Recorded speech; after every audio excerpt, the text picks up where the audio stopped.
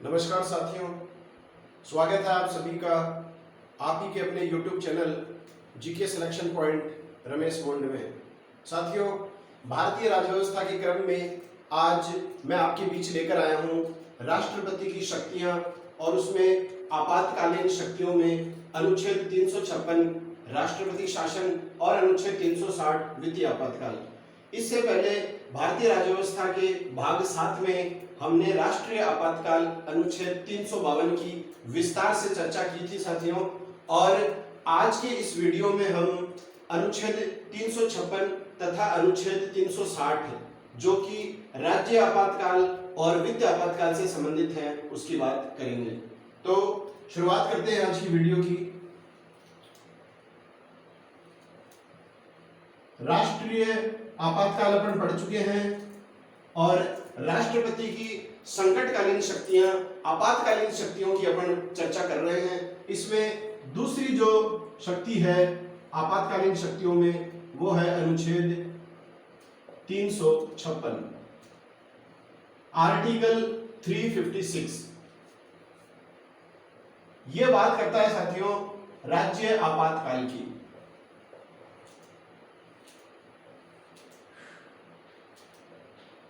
राज्य आपातकाल का उल्लेख करता है अनुच्छेद 356। देखिए, अनुच्छेद 352 के तहत हमने बात की थी राष्ट्रीय आपातकाल की, जो राष्ट्रपति के द्वारा लगाया जाता है और पूरे देश में वो आपातकाल लागू होता है।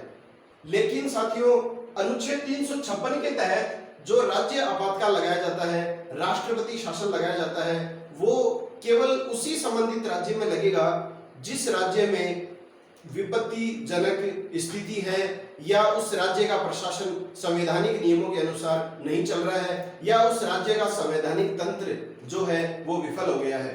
तो इस स्थिति में राज्य आपातकाल अनुच्छेद 356 के तहत लगाया जाता है। तो देखिए, अनुच्छेद 356 राज्य आपातकाल का दूसरा जो नाम है वो है राष्ट्रपति शासन।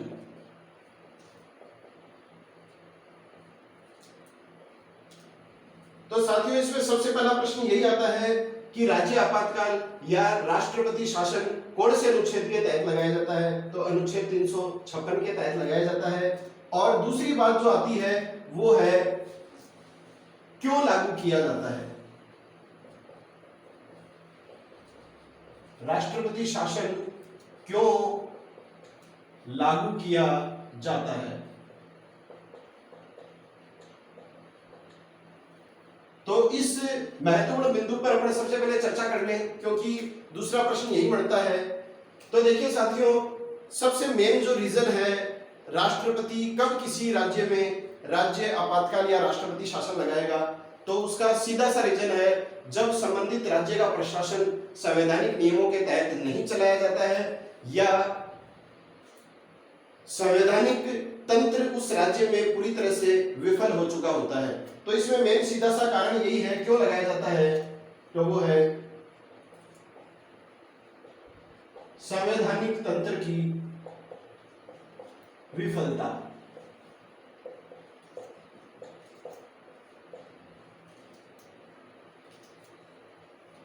Failure of constitutional machinery.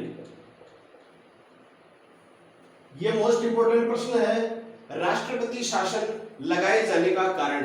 तो किसी भी राज्य विशेष में राष्ट्रपति शासन क्यों लगाया जाता है, तो उसकी यही परिस्थिति है, संबंधित राज्य का जो संवैधानिक तंत्र है वो पूरी तरह विफल हो चुका होता है। तब राष्ट्रपति के द्वारा अनुच्छेद 356 का प्रयोग करके संबंधित राज्य में अनुच्छेद 356 राष्ट्रपति शासन लागू किया जाता है। तो ये शब्द आपको विशेष रूप से ध्यान में रखना है। ऑप्शन में यही शब्द आता है, संवैधानिक तंत्र की विफलता। संवैधानिक तंत्र विफल हो जाने पर किसी भी राज्य में राष्ट्रपति के द्वारा अनुच्छेद 356 का प्रयोग करते हुए उस राज्य में राष्ट्रपति शासन लागू किया जा सकता है। तो साथियों, ये बात आपके अच्छी तरह समझ में आ गई होगी कि अनुच्छेद 356 के तहत कौन सा आपातकाल लगता है, तो वो लगता है राष्ट्रपति शासन। और राष्ट्रपति शासन जो है वो राष्ट्रपति के द्वारा लगाया जाता है किसी भी राज्य में, और किस कारण से लगाया जाता है, जब किसी राज्य का संवैधानिक तंत्र जो है वो पूरी तरह से विफल हो चुका होता है। अब देखिए इसके बाद में अगली जो चर्चा करेंगे अपन वो करेंगे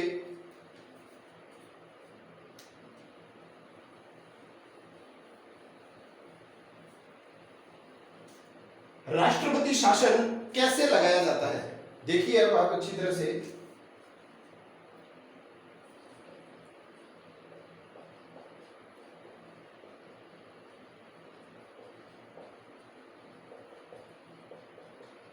राष्ट्रपति शासन कैसे लगाया जाता है।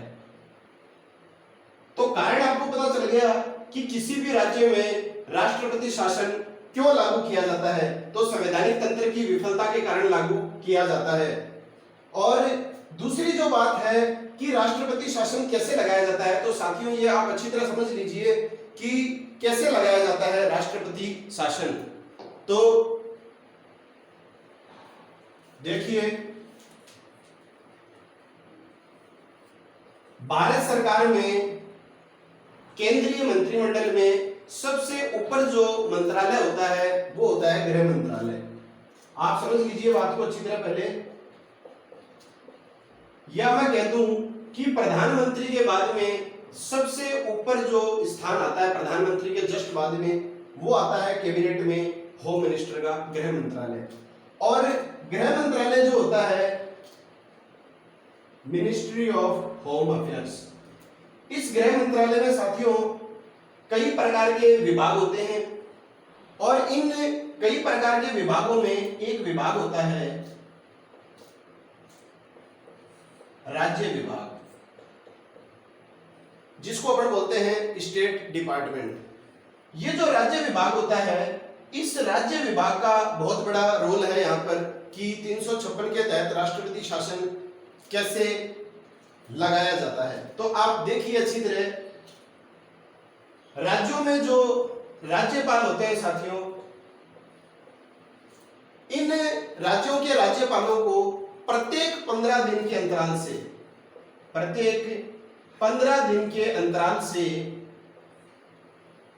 अपने अपने राज्य की प्रशासनिक गतिविधियों की सूचना गृह मंत्रालय के राज्य विभाग को देनी अनिवार्य होती है। तो कहने का मतलब हर पखवाड़े में जो है वो एक बार इनको सूचना देनी पड़ती है। प्रत्येक 15 दिन के अंतराल से किसी भी राज्य का जो राज्यपाल हो वो गृह मंत्रालय के राज्य विभाग में अपने अपने राज्य की प्रशासनिक गतिविधियों की सूचना देगा। अब राज्यपालों के द्वारा दी गई सूचना के आधार पर हमारे देश का जो राष्ट्रपति होगा वो संबंधित राज्य की प्रशासनिक व्यवस्था का अध्ययन करेगा, और इसी सूचना के आधार पर वो संबंधित राज्य में संवैधानिक तंत्र की विफलता को आधार बनाते हुए संबंधित राज्य में राष्ट्रपति शासन अनुच्छेद 356 लागू कर सकता है। तो ये इस तरह से लगाया जाता है। कैसे, अब जैसे प्रश्न आ जाए राष्ट्रपति शासन अनुच्छेद 356 के तहत कैसे लगाया जाता है, तो सीधा सा है संबंधित राज्य के राज्यपाल के द्वारा सिफारिश किए जाने पर राष्ट्रपति अनुच्छेद 356 के तहत राज्य आपातकाल लागू कर सकता है। तो ये चीज एकदम क्लियर है। सीधा आंसर अपन करते हैं कि राष्ट्रपति शासन कौन लगाता है, या अनुच्छेद 356 के तहत राज्य आपातकाल कौन लगाता है, तो राष्ट्रपति लगाता है। बिल्कुल सही बात है, लेकिन पूरा उत्तर है संबंधित राज्य जिसमें राष्ट्रपति शासन लग रहा है उस राज्य के राज्यपाल के द्वारा सिफारिश की जाएगी राष्ट्रपति को, और उस राज्यपाल की सिफारिश के आधार पर देश का राष्ट्रपति शासन संबंधित राज्य में लागू करेगा। अब देखिए साथियों, यहाँ एक सिचुएशन और भी है कि ये कोई जरूरी नहीं है कि संबंधित राज्य का राज्यपाल जो है वो संवैधानिक तंत्र की विफलता की सूचना जब तक राष्ट्रपति को नहीं देगा तब तक वो उस राज्य में राष्ट्रपति शासन लागू नहीं कर सकता। आप देखिए बात को एकदम अच्छी तरह समझिए कि कोई जरूरी नहीं है कि संबंधित राज्य जिसमें संवैधानिक तंत्र विफल हो चुका है उसकी सूचना का इंतजार जो है, राज्यपाल की सूचना का जो इंतजार है वो राष्ट्रपति करेगा। कोई जरूरी नहीं है साथियों। राष्ट्रपति अपने स्वविवेकीय शक्ति का प्रयोग करते हुए भी संबंधित राज्य में राष्ट्रपति शासन लागू कर सकता है।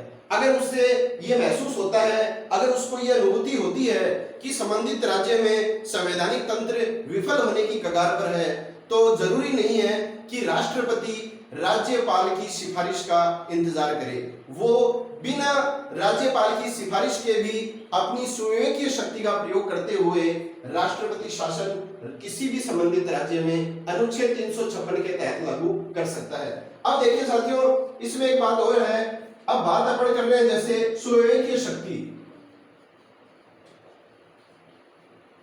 तो भारतीय संविधान के किसी भी अनुच्छेद में ऐसा कोई उल्लेख नहीं है कि राष्ट्रपति को संबंधित सुविवेकीय शक्ति प्राप्त है।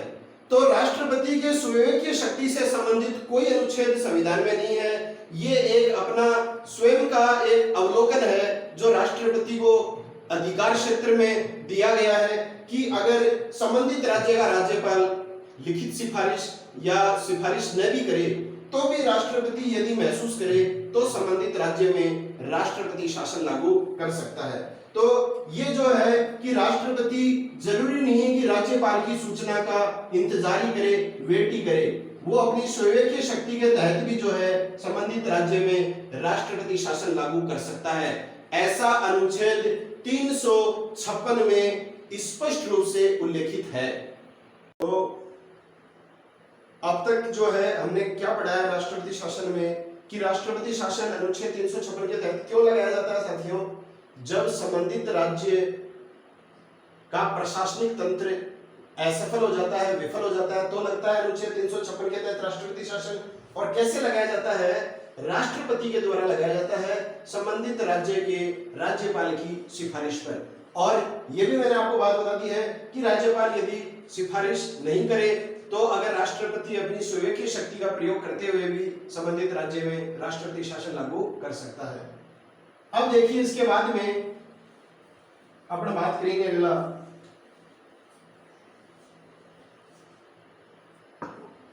अगला जो बिंदु होगा अपना वो है राष्ट्रपति शासन लगाने से क्या होगा। यदि किसी राज्य में राष्ट्रपति शासन लग गया अनुच्छेद 356 के तहत तो उस राज्य में अब क्या होगा।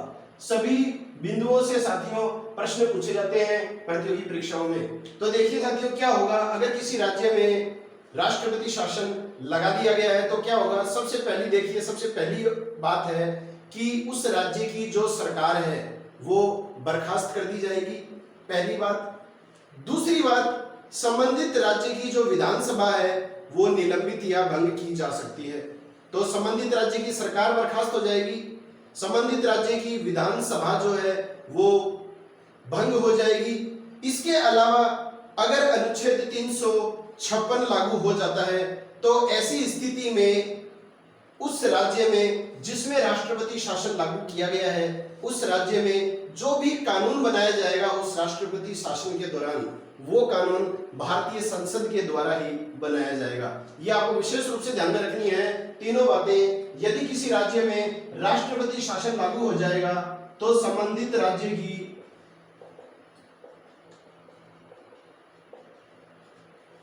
सरकार जो है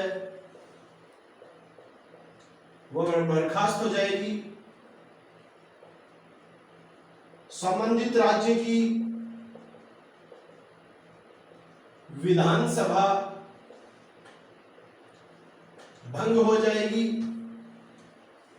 और संबंधित राज्य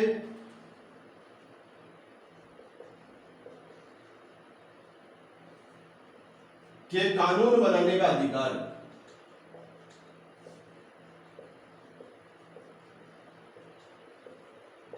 संसद को प्राप्त हो जाता है।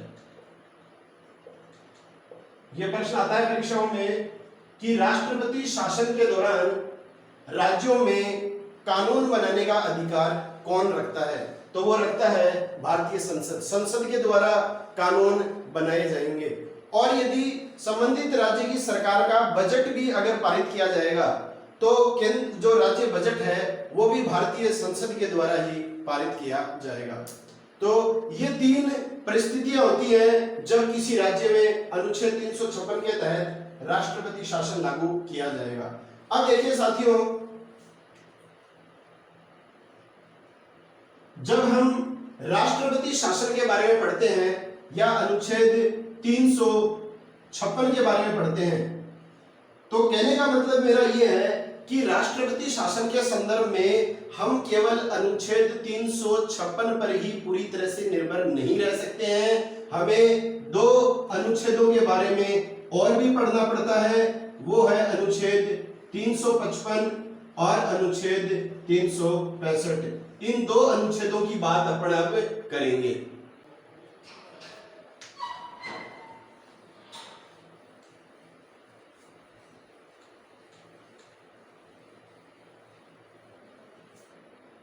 अब देखिए साथियों, अपन बात करेंगे अनुच्छेद 355 और अनुच्छेद 365 की।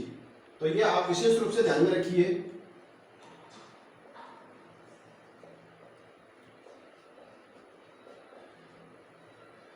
सबसे पहली बात जो अपने सामने आती है वो ये है कि अनुच्छेद 355 जो है वो किस चीज का उल्लेख करता है। तो अनुच्छेद 355 में क्या कहा गया है? अनुच्छेद 355 में संघ सरकार के राज्यों के प्रति क्या दायित्व हैं उनका बोध कराया गया है। तो 355 किसका उल्लेख करता है? संघ सरकार या केंद्र सरकार के राज्यों के प्रति दायित्वों का उल्लेख करता है।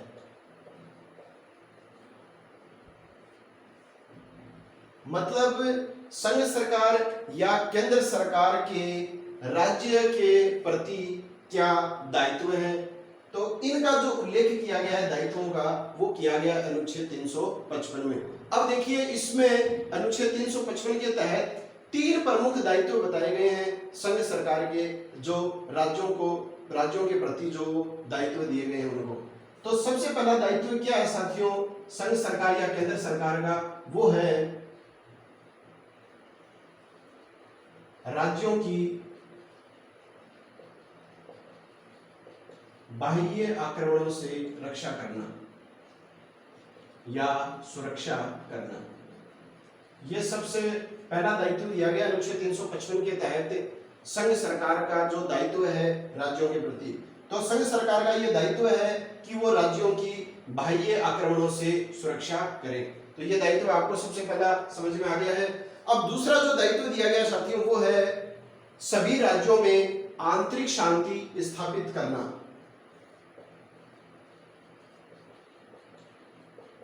सभी राज्यों में आंतरिक शांति स्थापित करना। यह भी किसका दायित्व है? संघ सरकार या केंद्र सरकार का दायित्व है, जिसका उल्लेख अनुच्छेद 355 में किया गया है। और तीसरा देखिए साथियों दायित्व क्या है, ये वेरी वेरी इंपॉर्टेंट है, आपको विशेष रूप से ध्यान में रखना है कि सभी राज्य संविधान की पालना करें।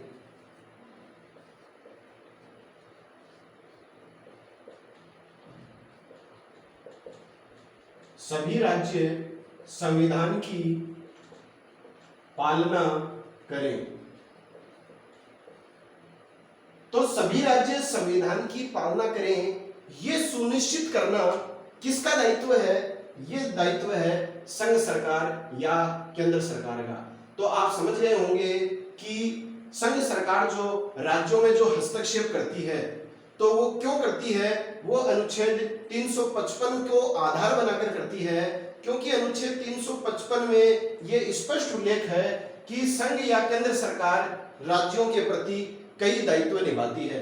तो सबसे पहला दायित्व है कि संघ सरकार राज्यों की बाह्य आक्रमणों से रक्षा करेगी। संघ सरकार सभी राज्यों में आंतरिक शांति और व्यवस्था स्थापित करेगी और सभी राज्य संवैधानिक नियमों की पालना करें, यह सुनिश्चित करना भी संघ सरकार का प्रमुख दायित्व है। तो आशा है अनुच्छेद 355 आपको समझ में आ गया होगा।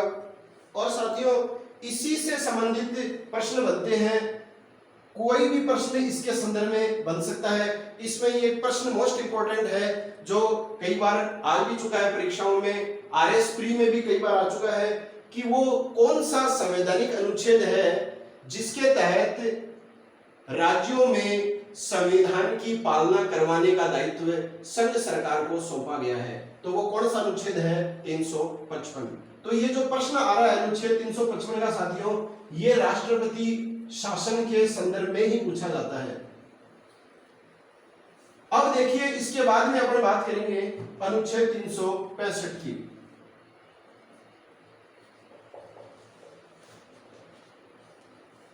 तो मैंने आपको प्रारंभ में कहा था कि मात्र 356 अनुच्छेद पर ही हम निर्भर नहीं रह सकते। राष्ट्रपति शासन के बारे में चर्चा करते समय हमें अनुच्छेद 355 और 365 अनुच्छेद को भी सही ढंग से समझना होगा। अब अनुच्छेद 365 में देखिए क्या कहा गया है।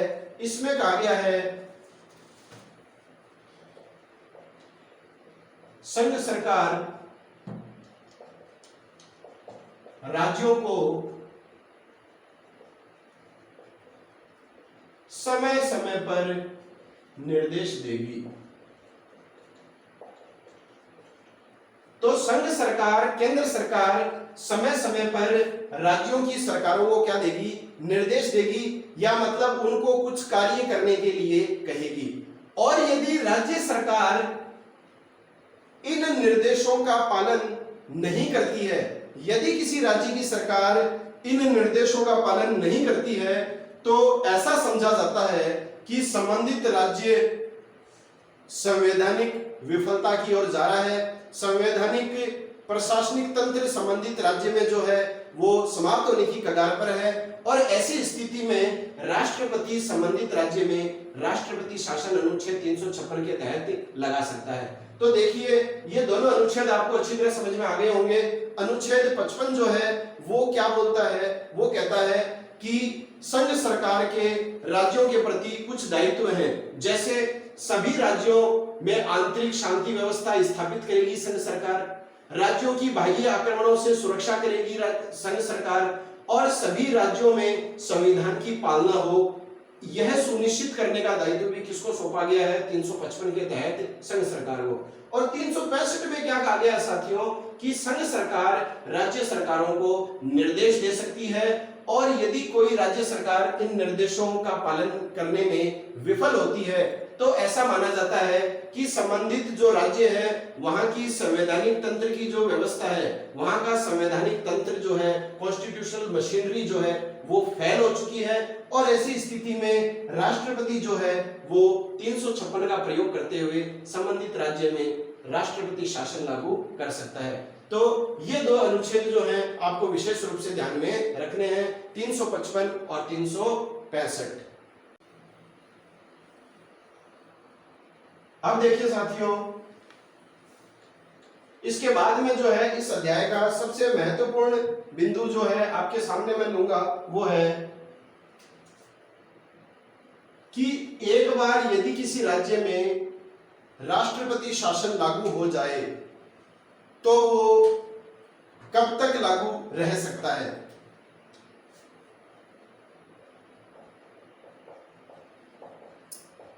यह प्रश्न सबसे ज्यादा पूछा जा सकता है।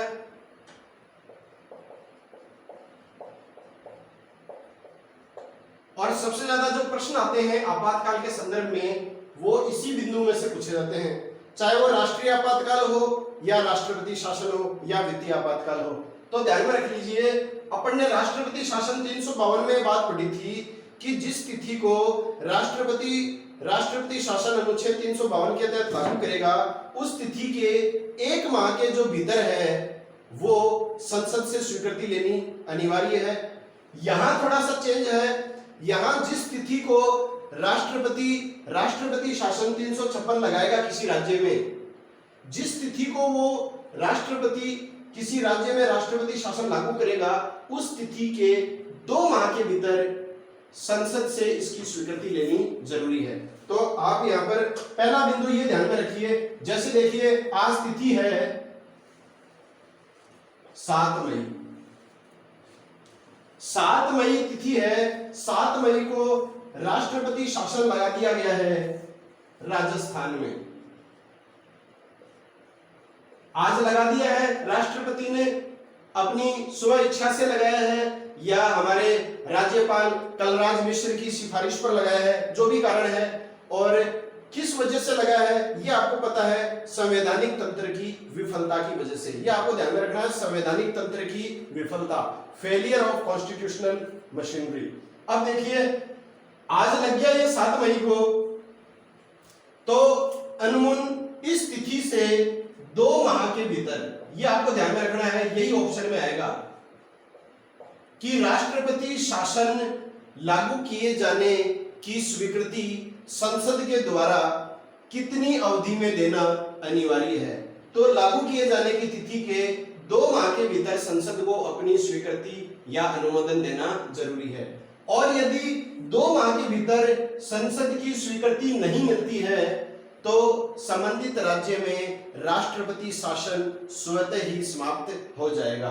तो इसका घुमा के एक प्रश्न ये भी आ सकता है कि बिना संसद की अनुमति के या बिना संसद की स्वीकृति के राष्ट्रपति शासन कितनी अवधि तक किसी राज्य में लग सकता है। तो कितनी अवधि तक लग सकता है साथियों, 2 माह तक। अब ये बात अपनी क्लियर हो चुकी है। अब देखिए 2 माह के भीतर यदि संसद ने स्वीकृति दे दी, मान लीजिए स्वीकृति दे दी, तो एक बार स्वीकृति देने के बाद ये राज्य आपातकाल जो है वो कितनी अवधि के लिए और लागू रह सकता है। तो उत्तर आएगा 6 महीने। अगर स्वीकृति दे दी है 2 महीने में तो 6 महीने के लिए ये और लागू रह जाएगा, और अगले 6 महीने के दौरान दोबारा स्वीकृति मिल गई है तो ये आगामी 6 माह के लिए और लागू रह सकता है। तो ये तथ्य आपको यहां तक ही ध्यान में रखना है कि जिस तिथि को राष्ट्रपति शासन लागू किया जाएगा किसी राज्य में, उस तिथि के 2 माह के भीतर संसद की स्वीकृति जरूरी है उस राष्ट्रपति शासन को, और अनुमति मिलने के बाद अगले 6 माह के लिए राष्ट्रपति शासन उस राज्य में लागू हो जाएगा। अब देखिए इस संदर्भ में जो है 2 संविधान संशोधन आपको विशेष रूप से ध्यान में रखने हैं साथियों, मोस्ट इंपॉर्टेंट है। एक तो है 42वां संविधान संशोधन 1976 और एक है 44वां संविधान संशोधन 1978। पहली बात तो आप ये जान लीजिए कि हमारा जो संविधान, मूल संविधान था, जब संविधान लागू हुआ उस समय क्या प्रावधान था। उस समय यही प्रावधान था कि राष्ट्रपति शासन लागू होने के 2 माह के भीतर संसद की स्वीकृति अनिवार्य है, और अगर स्वीकृति मिल जाती है 2 माह के भीतर तो 6 माह के लिए राष्ट्रपति शासन की अवधि को बढ़ाया जा सकता है। यह प्रावधान था। अब देखिए क्या हुआ, 42वें संविधान संशोधन के तहत देखिए साथियों क्या हुआ, ये 6 माह की जो अवधि थी जो मूल संविधान में थी, इसको बढ़ाकर कर दिया गया 1 वर्ष। चीज को अच्छी तरह समझ लीजिए, मैं हर तथ्य को 3-3, 4-4 बार इसीलिए बता रहा हूं ताकि कई जो नए विद्यार्थी हैं जो राजव्यवस्था से परिचित नहीं हैं, उन विद्यार्थियों को भी अच्छी तरह सभी चीजें समझ में आ जाएं। चाहे भाग कितने भी बन जाएं, ये मैं इसको कोई बड़ी बाधा नहीं मानता हूं। भारतीय राजव्यवस्था जो है वर्तमान कंपटीशन परीक्षाओं में साथियों एकदम सीधे प्रश्न नहीं आते हैं। अगर सीधे प्रश्न आते भी हैं तो ये मान के चलिए वो 80% प्रतियोगियों के समझ में आ जाते हैं। अब प्रश्न जो है वो डीपली आते हैं, इनके अंदर से पूछे जाते हैं। तो आप ज्यादा से ज्यादा भारतीय राजव्यवस्था के संदर्भ में जितना ज्यादा आप टॉपिक पर कंसंट्रेट करेंगे, जितनी ज्यादा उसके बारे में बातें खोजेंगे, गहराई में जाएंगे, उतना ही आप सफलता के नजदीक जाएंगे। तो देखिए 42वें संविधान संशोधन में क्या कहा कि 2 माह के भीतर संसद की अनुमति मिल गई तो राष्ट्रपति शासन जो है वो 6 माह से बढ़कर 1 वर्ष तक लागू रह सकता है। तो आपको पता चल गया कि वो कौन सा संविधान संशोधन था जिसमें राष्ट्रपति शासन की अवधि 6 माह से बढ़ाकर 1 वर्ष की गई, तो वो है 42वां संविधान संशोधन। अब देखिए 44वें संविधान संशोधन 1978 के तहत क्या हुआ, ये जो अवधि थी ये 1 वर्ष से घटाकर वापस कितनी कर दी गई, 6 माह कर दी गई। वर्तमान में यही व्यवस्था चालू है और यही हमारे संविधान के प्रारंभ में थी। तो ये दो बातें आपको विशेष रूप से ध्यान में रखनी है कि एक बार संसद की अनुमति यदि राष्ट्रपति शासन को मिल गई तो वो 6 महीने तक लागू रह सकता है। किस संविधान संशोधन के द्वारा 6 माह से बढ़ाकर ये अवधि 1 वर्ष की गई, तो वो 42वां संविधान संशोधन था। और किस संविधान संशोधन के तहत ये जो अवधि है ये वापस 1 वर्ष से घटाकर कितनी की गई, 6 माह की गई। तो ये है 44वां संविधान संशोधन।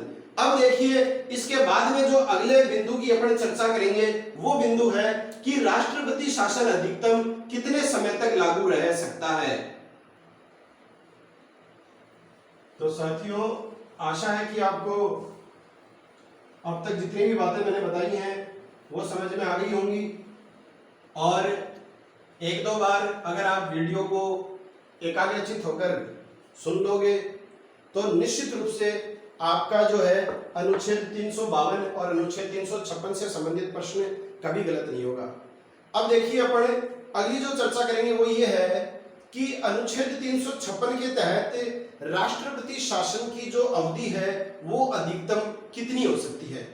हमने ये जानकारी ले ली है कि अगर किसी राज्य में राष्ट्रपति शासन लागू कर दिया गया है तो राष्ट्रपति शासन लागू होने के 2 माह के भीतर संसद की स्वीकृति लेनी अनिवार्य है। संसद की स्वीकृति मिलने के बाद उस राष्ट्रपति शासन की अवधि को 6 माह के लिए बढ़ाया जा सकता है।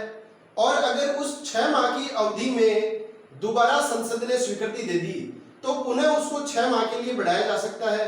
इस तरह से बढ़ाते बढ़ाते अधिकतम जो समय सीमा है वो कितनी है। तो ये मोस्ट इंपोर्टेंट प्रश्न है, कई बार परीक्षा में पूछा जाता है राष्ट्रपति शासन की अधिकतम अवधि कितनी होती है। तो साथियों आप इसमें बेहिचक होकर उत्तर बता सकते हैं 3 वर्ष। ये होती है किसी भी राज्य में राष्ट्रपति शासन लागू करने की अधिकतम अवधि। अब देखिए साथियों कई विद्यार्थियों के मन में एक शंका चलती है, ऑफलाइन क्लास लेते हैं तो उसके अंदर विद्यार्थी बोलते हैं कि सर ये भी तथ्य एकदम क्लियर नहीं है, ये कोई निश्चित फैक्ट थोड़ी है, वो पंजाब का हवाला देते हैं। तो बात बिल्कुल वाजिब है। इसके संदर्भ में साथियों देखिए अधिकतम अवधि के संदर्भ में अपवाद मान लीजिए आप, कंट्रोवर्शियल मान लीजिए आप पंजाब को, क्योंकि साथियों पंजाब में अधिकतम 7 वर्ष तक जो है वो राष्ट्रपति शासन लगातार लागू रह चुका है। तो पंजाब जो है वो इस मामले में अपवाद है। अगर आपकी परीक्षा में प्रश्न आ जाए कि राष्ट्रपति शासन अधिकतम कितनी अवधि तक लागू रह सकता है तो आप कभी भी ये उत्तर नहीं करेंगे कि अनंत समय तक। अनंत समय का मतलब है कितनी भी अवधि तक अधिकतम रह सकता है। तो अनंत समय तक अनुच्छेद 352 के तहत लागू राष्ट्रीय आपातकाल ही रह सकता है।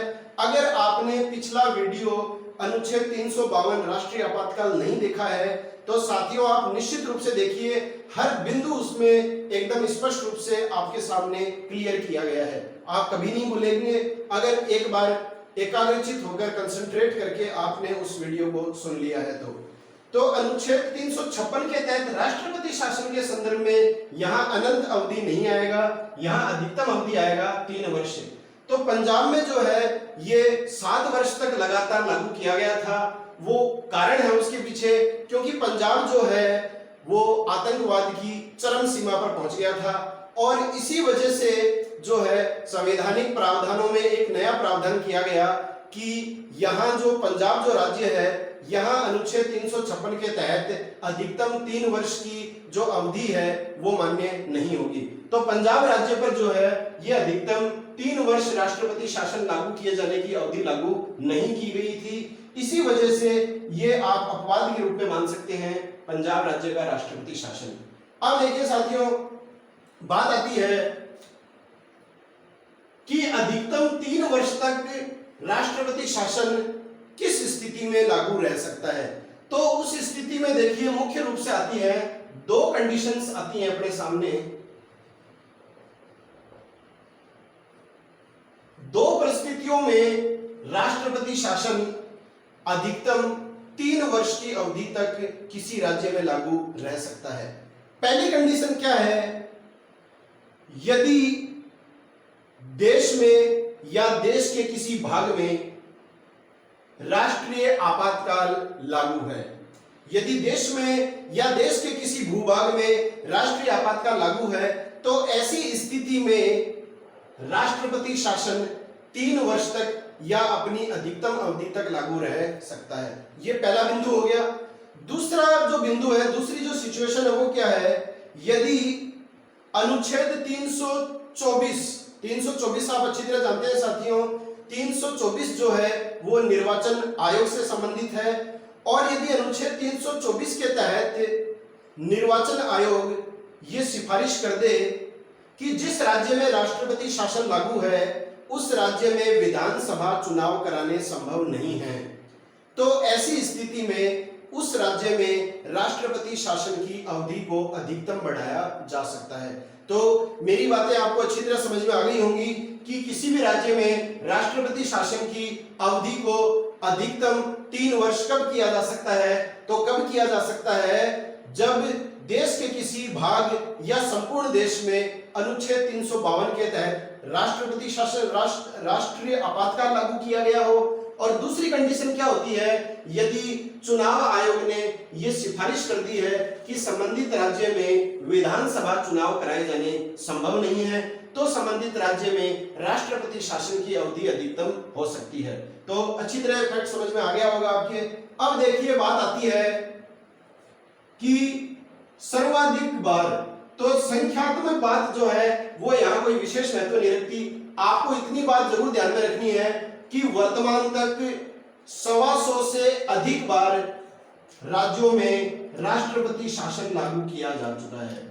यह आप अनुमान जरूर ध्यान में रखिए कि 125 से अधिक बार आज तक राज्यों में, अलग अलग राज्यों में राष्ट्रपति शासन लागू किया जा चुका है। सर्वाधिक बार जो राष्ट्रपति शासन लागू किया गया है वो उत्तर प्रदेश राज्य में किया गया है 10 बार। मणिपुर राज्य में 9 बार हुआ है, जैसे ये, इससे कम 8 बार बिहार में लगा है। और अब देखिए अपने राज्य राजस्थान की अगर अपन बात करें, तो राजस्थान की बात करने से पहले एक बात आप विशेष रूप से ध्यान में रखिए साथियों, 2 ऐसे राज्य हैं जिनमें वर्तमान तक राष्ट्रपति शासन या अनुच्छेद 356 लागू नहीं हुआ है। वो 2 राज्य आपको विशेष रूप से ध्यान में रखने हैं। वो 2 राज्य कौन से हैं, देखिए, एक है तेलंगाना, जून 2014 में यह नया राज्य अस्तित्व में आया था, और एक है छत्तीसगढ़, यह नवंबर 2000 में अस्तित्व में आया था। ये 2 ऐसे राज्य हैं जिनमें आज तक राष्ट्रपति शासन एक बार भी लागू नहीं हुआ है। अब देखिए राजस्थान की बात अगर अपन करें, तो राजस्थान में राष्ट्रपति शासन 4 बार लागू किया जा चुका है। कितनी बार लागू किया गया है? 4 बार लागू किया गया है। सबसे पहले लागू किया गया था 1967 में,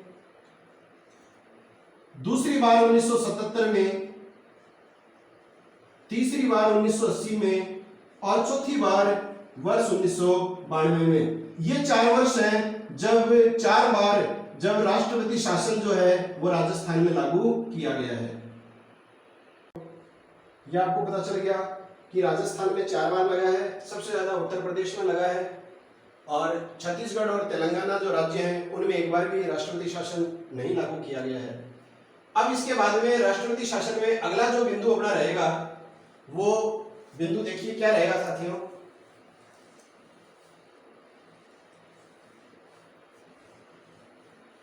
ये बिंदु है कि यदि किसी राज्य में राष्ट्रपति शासन लागू कर दिया गया है और संवैधानिक तंत्र की विफलता के चलते यह लागू कर दिया गया है और संबंधित राज्य की सरकार को बर्खास्त कर दिया गया है, तो क्या राज्य की सरकार उस राष्ट्रपति शासन के विरुद्ध कोर्ट में अपील कर सकती है? बिंदु यही है, आप समझने का प्रयास कीजिए। क्या अनुच्छेद 356 या राष्ट्रपति शासन को कोर्ट में चैलेंज किया जा सकता है या नहीं? तो देखिए साफ साफ उल्लेखित है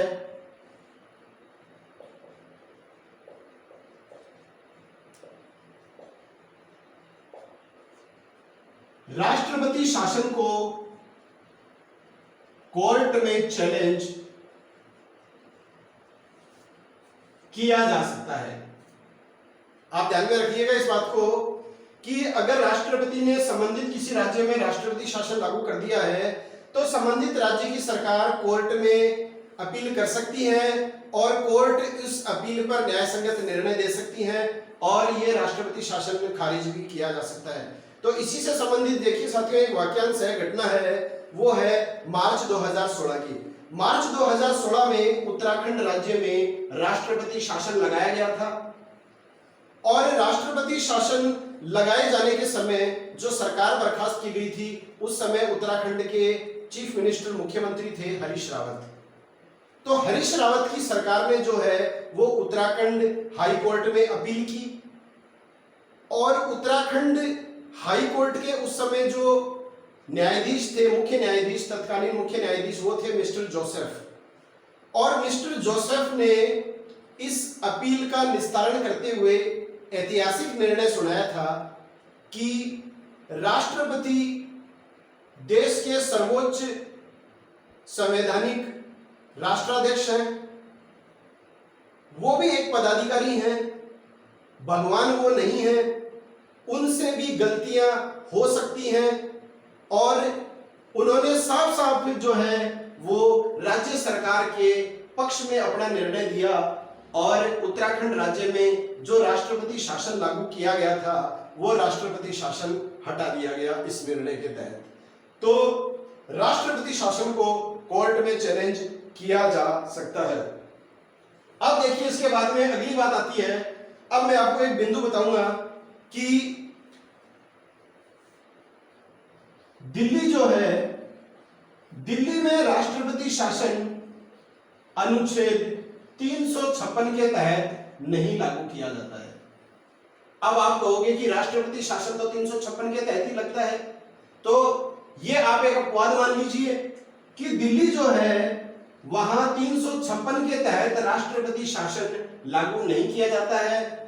देखिए साथियों, 69वां संविधान संशोधन लागू हुआ था वर्ष 1992 में और इस संविधान संशोधन के तहत दिल्ली को राष्ट्रीय राजधानी क्षेत्र, नेशनल कैपिटल रीजन, एनसीआर का दर्जा दिया गया था और इस संविधान संशोधन के तहत दो अनुच्छेद जोड़े गए थे।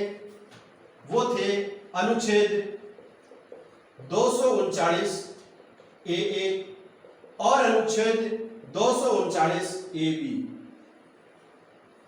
तो दिल्ली में राष्ट्रपति शासन अनुच्छेद 356 के तहत न लागू किया जाकर अनुच्छेद 239 ए और अनुच्छेद 239 ए के तहत लागू किया जाता है। यही कारण है कि जब दिल्ली के मुख्यमंत्री अरविंद केजरीवाल की जो सरकार थी वो 39 दिन में ही उस सरकार ने अपना त्यागपत्र दे दिया था, क्योंकि वो बहुमत नहीं जुटा पाई, त्यागपत्र दे दिया था 39 दिनों की अवधि में ही।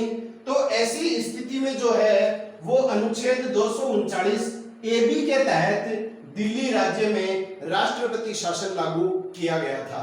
तो ये अपन ने बात की है 356 अनुच्छेद राष्ट्रपति शासन की। अब अगली जो अपन बात करेंगे साथियों वो करेंगे अनुच्छेद 360 जो राष्ट्रपति लागू करता है वित्तीय आपातकाल की। अब देखिए साथियों, राष्ट्रपति शासन के बाद में 356 के बाद अपन बात करेंगे तीसरे आपातकाल की।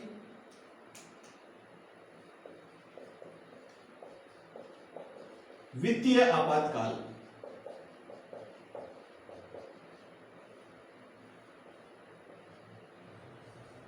Financial emergency.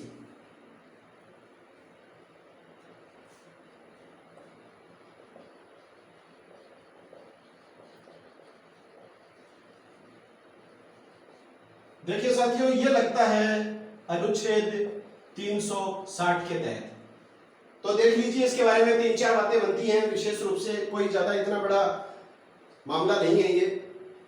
वित्तीय आपातकाल, फाइनेंशियल इमरजेंसी। तो यदि देश में अर्थव्यवस्था संकट में आ जाए या देश में साख को खतरा उत्पन्न हो जाए, देखिए किस परिस्थिति में लगाता है राष्ट्रपति आपातकाल। यदि देश की साख साख बोलते हैं साथियों क्रेडिट को, और इसका तात्पर्य होता है अर्थव्यवस्था का संकट में पड़ना या अर्थव्यवस्था में संकट उत्पन्न हो जाए, क्राइसिस इन इकोनॉमी। तो आपको केवल इतनी बात ध्यान में रखनी है कि अनुच्छेद 360 के तहत राष्ट्रपति वित्तीय आपातकाल कब लागू कर सकता है, जब देश में साख संकट उत्पन्न हो जाए या देश की अर्थव्यवस्था को संकट उत्पन्न हो जाए। उस स्थिति में राष्ट्रपति वित्तीय आपातकाल अनुच्छेद 360 के तहत लागू कर सकता है। और एक बार यदि वित्तीय आपातकाल लागू कर दिया गया है तो 2 माह के भीतर संसद की स्वीकृति लेना आवश्यक है।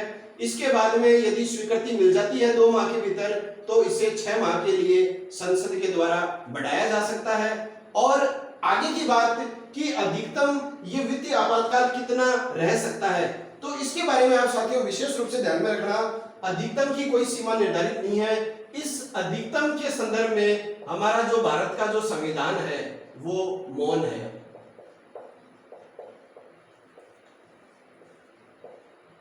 कुछ भी नहीं कहा गया है अधिकतम के संदर्भ में। राष्ट्रीय आपातकाल 352 अधिकतम जो है वो कितना रह सकता है, तो हमने पढ़ा कि अनंत है, उसका कोई अवधि नहीं है, अधिकतम कितनी भी अवधि तक वो रह सकता है। 356 जो राष्ट्रपति शासन है वो हमने पढ़ा, वो अधिकतम 3 वर्ष तक लागू रह सकता है। अगर वित्तीय आपातकाल आपसे पूछ ले कि अधिकतम कितने समय तक लागू रह सकता है या कितनी अवधि तक लागू रह सकता है, तो सीधा सा उत्तर आएगा इस संबंध में हमारा जो संविधान है वो पूर्णतया मौन है, कुछ नहीं कहा गया है इस मामले में। और वर्तमान तक एक बार भी ये आपातकाल लागू नहीं किया गया है, यह आप ध्यान में रखना। भारत में एक बार भी आज तक वित्तीय आपातकाल की स्थिति उत्पन्न नहीं हुई है। तो अब जो बात इसके अंतर्गत आती है वो आप ध्यान में रखिएगा साथियों कि अगर देश में वित्तीय आपातकाल की स्थिति उत्पन्न हो जाए तो क्या होगा। अब लागू नहीं हुआ है तो बात अलग है, तो हमें स्थिति का ज्ञान होना चाहिए। अगर वित्तीय आपातकाल लागू हो जाएगा तो राज्यों के जो बजट है वो केंद्र सरकार के द्वारा तैयार किए जाएंगे। मतलब राज्य सरकारों के जो बजट है वो केंद्र सरकार के द्वारा बनाए जाएंगे और राष्ट्रपति इस स्थिति में, वित्तीय आपातकाल की स्थिति में राज्य सरकारों को यह निर्देश दे सकती है कि कोई भी वित्त विधेयक यदि राज्य सरकार विधानमंडल में प्रस्तुत करे तो उससे पहले उसकी अनुमति राष्ट्रपति से जरूर वो प्राप्त करे। तो कोई भी वित्त विधेयक जो विधानमंडल में रखा जा रहा है उसको विधानमंडल में प्रस्तुत करने से पहले राष्ट्रपति से उसकी स्वीकृति लेनी जरूरी है। इसके अलावा वित्तीय आपातकाल के दौरान न्यायाधीशों के वेतन में भी कमी की जा सकती है। तो कहने का मतलब साख या अर्थव्यवस्था को संकट उत्पन्न होने की स्थिति में ही वित्तीय आपातकाल लागू किया जा सकता है राष्ट्रपति के द्वारा अनुच्छेद 360 के तहत। तो साथियों ये है हमारा अध्याय राष्ट्रपति को प्राप्त आपातकालीन शक्तियां। हमने राष्ट्रपति को जो आपातकालीन शक्तियां दी गई है अनुच्छेद 352 के तहत, 356 के तहत और 360 के तहत पूरी तरह से जितना मैं कर सकता था उतना प्रयास मैंने इसमें किया है और आशा करता हूं कि आपको ये बहुत ज्यादा पसंद आया होगा।